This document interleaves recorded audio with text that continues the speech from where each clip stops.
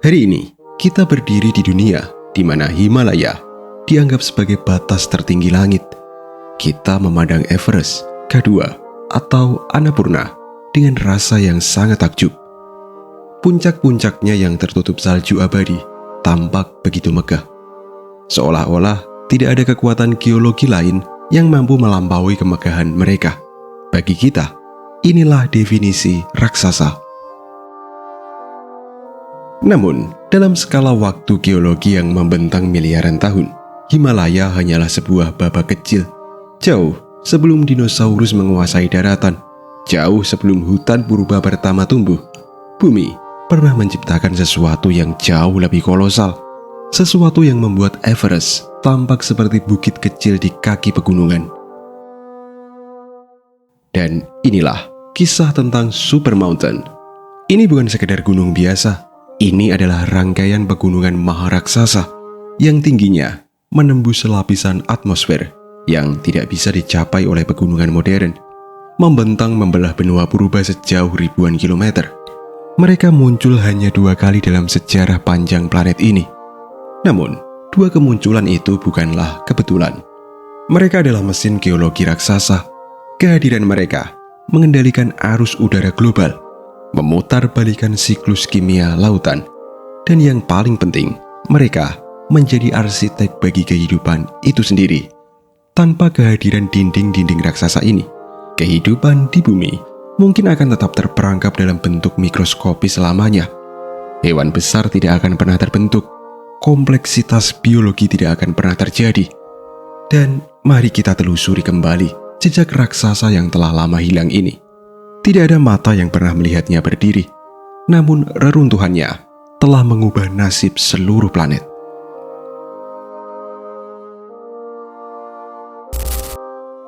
Gunung tertinggi yang pernah ada di bumi. Ketika kita berbicara tentang gunung tertinggi, imajinasi kita terkunci pada angka 8.000 meter. Itu adalah batas di mana oksigen menipis dan kehidupan menjadi sulit. Namun pada masa lalu yang jauh, lempeng tektonik bumi bekerja dengan energi yang jauh lebih agresif daripada hari ini. Super Mountain adalah struktur yang menentang logika geografi modern. Jika kita bisa kembali ke masa lalu, kita akan melihat dinding batu yang menjulang hingga ketinggian 12, mungkin bahkan 15 km ke angkasa. Bayangkan sebuah gunung yang tingginya hampir 2 kali lipat gunung Everest. Ini bukan puncak tunggal yang berdiri sendiri seperti gunung Kilimanjaro. Super Mountain adalah sebuah sistem rantai pegunungan yang tak terputus, membentang sepanjang 8.000 km atau lebih. Ini adalah jarak yang setara dengan perjalanan dari London ke New York, lalu kembali lagi. Skala ini jauh melampaui pegunungan Andes atau Rocky Mountains yang kita kenal hari ini. Secara geologis, pembentukan struktur sebesar ini memerlukan tabrakan benua yang sangat masif. Lempeng-lempeng benua purba saling menghantam dengan kekuatan yang tak terbayangkan, melipat kerak bumi ke atas dan ke bawah secara ekstrim. Di bawah permukaan, akar dari pegunungan ini menancap jauh ke dalam mantel bumi, menopang bobot triliunan ton batuan di atasnya agar tetap berdiri tegak. Di puncaknya, kondisi lingkungan sangatlah asing. Dengan ketinggian mencapai belasan kilometer, puncaknya menyentuh lapisan stratosfer. Tekanan udara di sana hampir vakum, menyerupai kondisi di permukaan Mars. Radiasi matahari menghantam tanpa ampun, sementara suhunya membeku secara permanen. Ini jauh lebih dingin daripada kutub manapun di dunia modern. Tidak ada kehidupan yang bisa bertahan di puncaknya. Namun, justru dari zona kematian di ketinggian inilah kehidupan di bawahnya akan mendapatkan anugerah terbesar. Super Mountain bukan sekedar tumpukan batu, mereka adalah tulang punggung planet ini pada masanya. Sebuah fitur fisik yang begitu dominan hingga mendikte bagaimana angin bertiup dan bagaimana hujan turun di seluruh permukaan bumi. Super Mountain muncul 2 kali dalam sejarah bumi kita. Sejarah bumi bukanlah garis lurus yang membosankan. Ia adalah rangkaian peristiwa katastrofik dan penciptaan ulang yang epik. Yang mengejutkan para ilmuwan adalah fakta bahwa fenomena super mountain ini bukanlah kejadian rutin.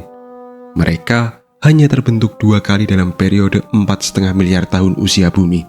Dan yang lebih mengejutkan lagi, setiap kali mereka muncul, evolusi kehidupan melakukan lompatan raksasa.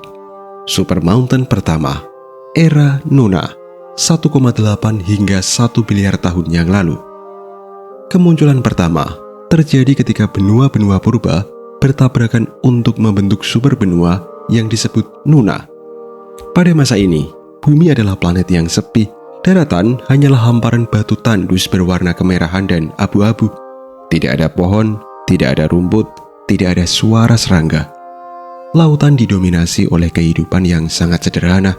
Bakteri dan alga bersel satu. Kehidupan seolah macet dalam kesederhanaan. Namun, ketika pegunungan Nuna mulai naik, mereka memicu perubahan kimiawi pertama yang akan mengguncang status quo tersebut.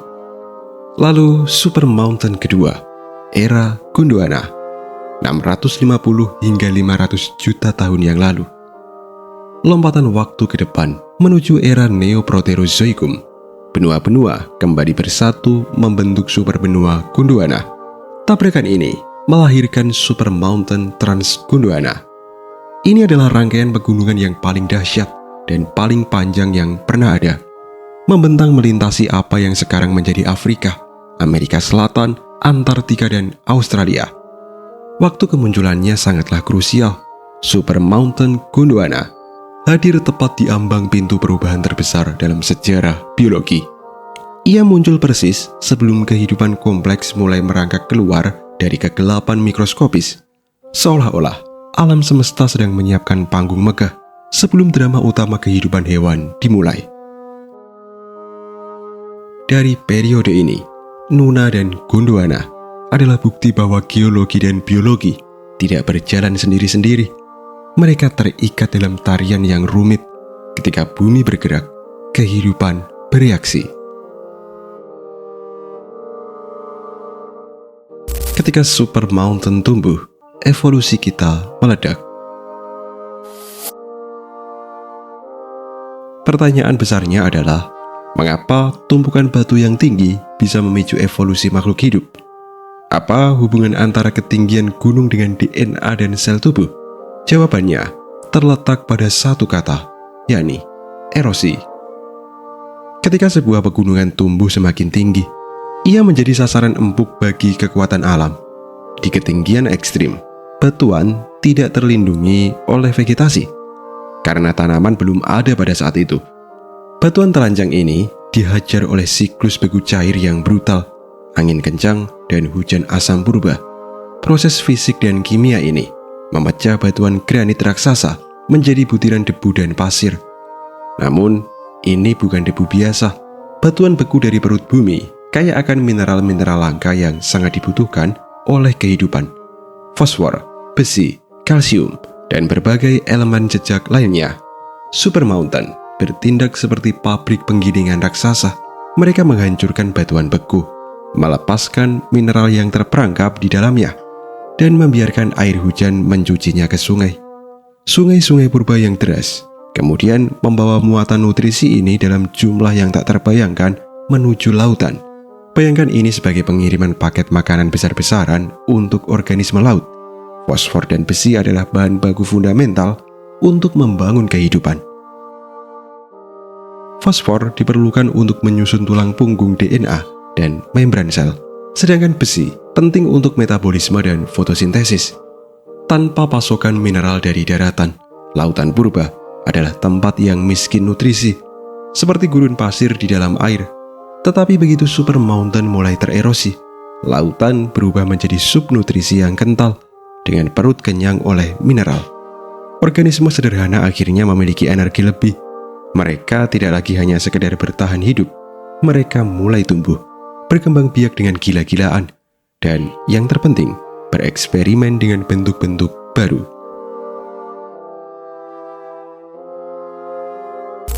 Super mountain mengubah lautan menjadi pabrik nutrisi dunia purba. Dampak dari erosi super mountain mengubah lautan menjadi apa yang bisa kita sebut sebagai pabrik nutrisi global.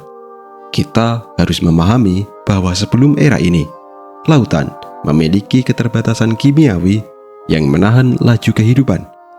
Namun, masuknya sedimen dalam skala gigaton per tahun mengubah segalanya. Penerima manfaat utama dari pesta nutrisi ini adalah cyanobacteria, bakteri fotosintetik, dan alga purba. Dengan suplai fosfor yang melimpah, populasi mereka meledak dalam skala yang bisa dilihat dari luar angkasa. Lautan menjadi hijau oleh kehidupan mikroskopis. Dan inilah kunci dari segalanya, yakni oksigen. Organisme-organisme kecil ini melakukan fotosintesis. Mereka menyerap sinar matahari dan karbon dioksida, lalu melepaskan oksigen sebagai produk sampingan. Karena populasi mereka meledak berkat nutrisi dari super mountain, jumlah oksigen yang mereka lepaskan ke atmosfer juga melonjak drastis. Peristiwa ini dikenal sebagai Great Oxidation Event atau peristiwa oksigen besar. Atmosfer bumi yang dulunya beracun bagi kehidupan kompleks perlahan mulai dipenuhi oleh udara segar yang kaya akan oksigen. Oksigen adalah bahan bakar beroktan tinggi bagi metabolisme. Organisme yang bernafas dengan oksigen dapat menghasilkan energi jauh lebih banyak dibandingkan mereka yang tidak. Energi ekstra inilah yang memungkinkan makhluk hidup untuk tumbuh lebih besar, lebih aktif, dan mengembangkan struktur tubuh yang rumit. Tanpa nutrisi dari super mountain yang memicu ledakan alga, oksigen di bumi mungkin tidak akan pernah cukup untuk mendukung kehidupan hewan yang bergerak aktif. Tanpa super mountain, evolusi hewan mungkin tidak akan terjadi begitu cepat. Para ahli geologi dan paleontologi sering merujuk pada periode antara 1,8 hingga 0,8 miliar tahun yang lalu sebagai the boring billion atau 1 miliar tahun yang membosankan. Lalu, mengapa disebut demikian? Karena selama periode yang sangat panjang itu, evolusi kehidupan tampak stagnan. Bumi stabil, tetapi kehidupan tidak beranjak dari bentuk mikroskopis sederhana. Bakteri tetaplah bakteri, lendir tetaplah lendir. Namun stagnasi itu pecah berantakan ketika super mountain kedua, Transgondowanan, mulai terbentuk dan tererosi. Data geokimia menunjukkan korelasi yang tak terbantahkan. Pegunungan super terbentuk, erosi mengirimkan nutrisi masif ke laut, kadar oksigen melonjak tajam, dan tiba-tiba kehidupan menjadi aneh dan indah. Dalam waktu yang relatif singkat secara geologi setelah puncak pembentukan pegunungan ini, kita melihat munculnya biota Ediacara dan kemudian ledakan Kambrium. Jika super mountain tidak ada, the boring billion mungkin akan berlanjut menjadi the boring trillion. Super mountain bertindak sebagai katalisator. Mereka memberikan tendangan kimiawi yang dibutuhkan biosfer untuk bangun dari tidur panjangnya. Evolusi hewan dan makhluk kompleks bukanlah sesuatu yang tak terelakkan. Itu adalah hasil dari serangkaian kondisi planet yang sangat spesifik. Dan super mountain adalah salah satu syarat utamanya.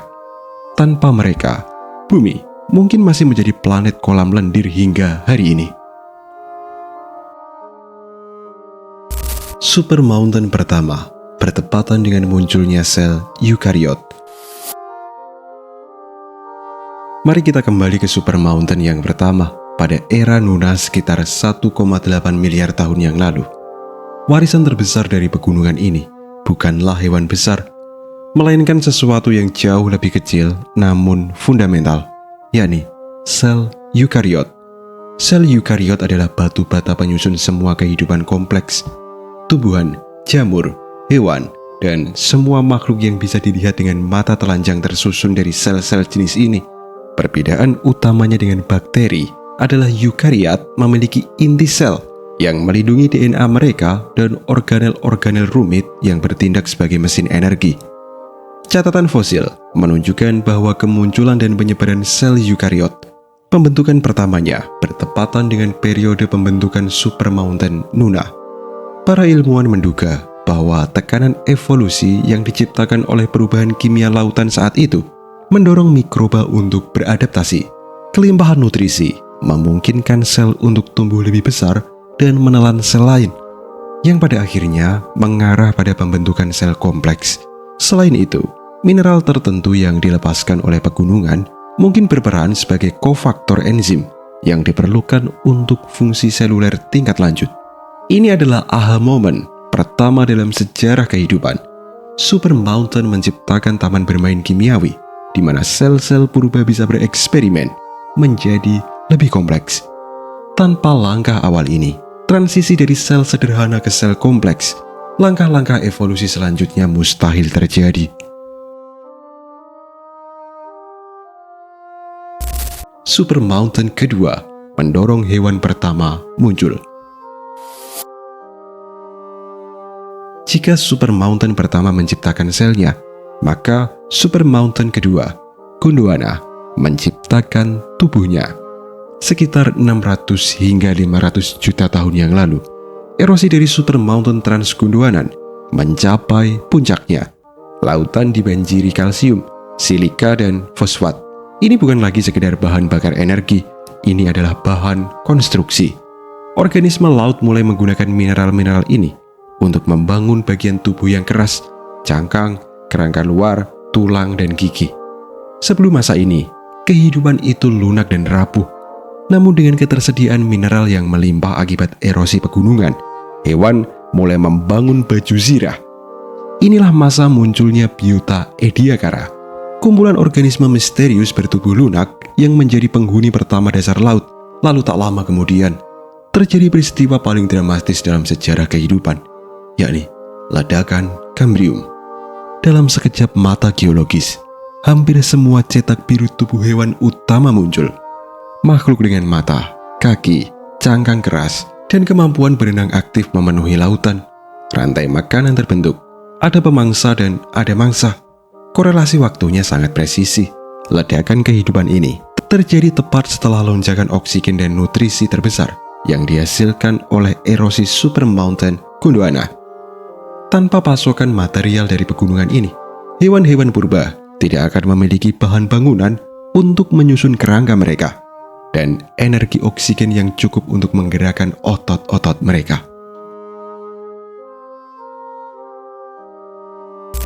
Super Mountain bisa menciptakan iklim ekstrim.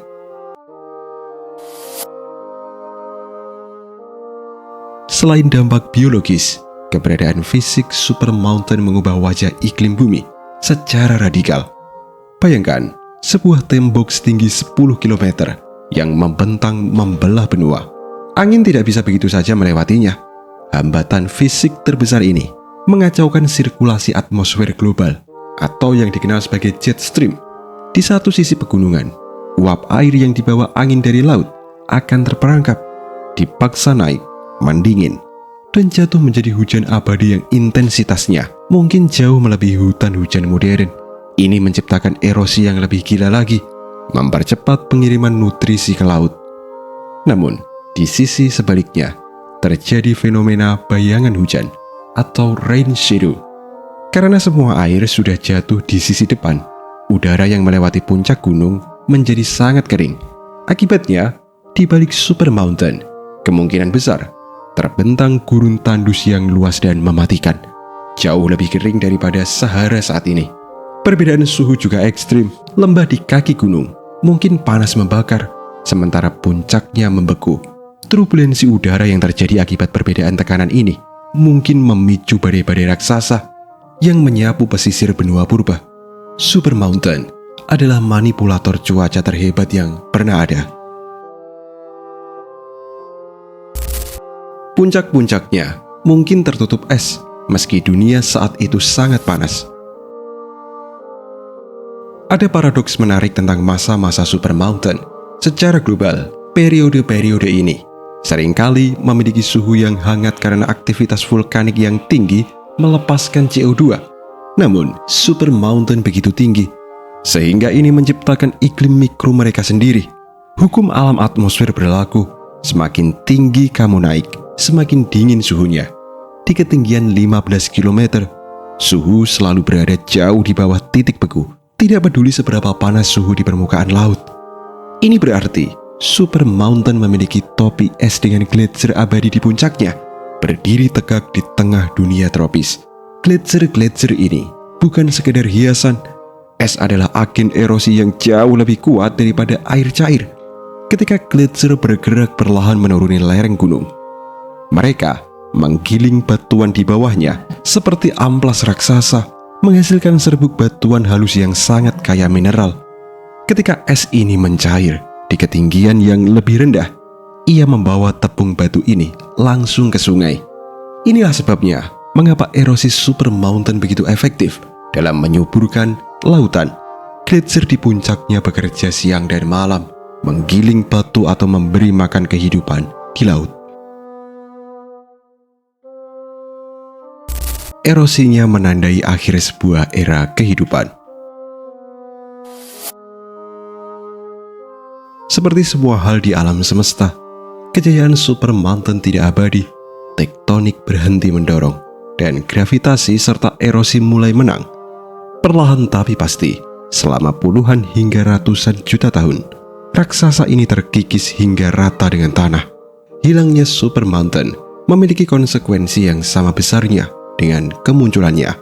Ketika pegunungan merendah, aliran nutrisi ke laut melambat, produksi oksigen menurun, pabrik nutrisi mulai tutup. Catatan fosil menunjukkan bahwa periode setelah erosi Super Mountain seringkali diikuti oleh kepunahan atau perubahan drastis dalam komposisi kehidupan. Organisme yang bergantung pada suplai nutrisi tinggi mulai mati, digantikan oleh organisme yang lebih efisien dan hemat energi. Runtuhnya Super Mountain Gondwana menandai akhir dari beberapa garis keturunan hewan purba dan memaksa kehidupan untuk beradaptasi lagi. Ini adalah pengingat bahwa geologi memberi dan geologi juga yang mengambil. Siklus naik turunnya pegunungan ini menjadi metronom yang mengatur tempo evolusi di bumi.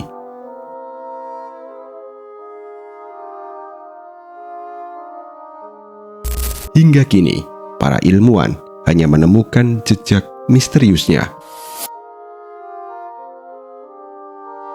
Jika pegunungan ini sudah hilang dan rata dengan tanah, bagaimana kita tahu mereka pernah ada?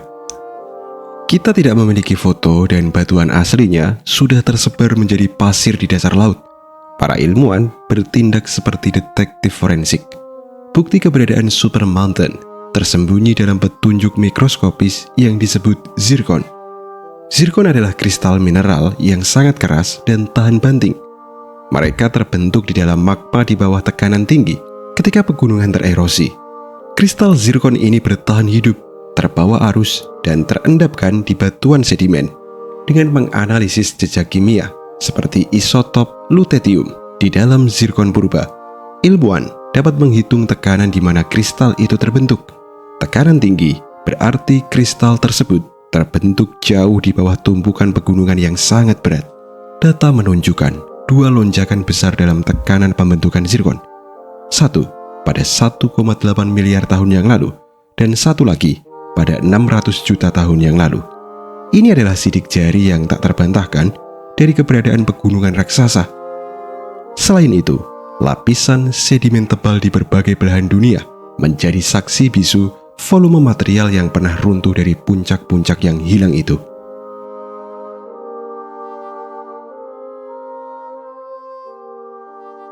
Bumi mungkin tidak akan membuat Super Mountain lagi.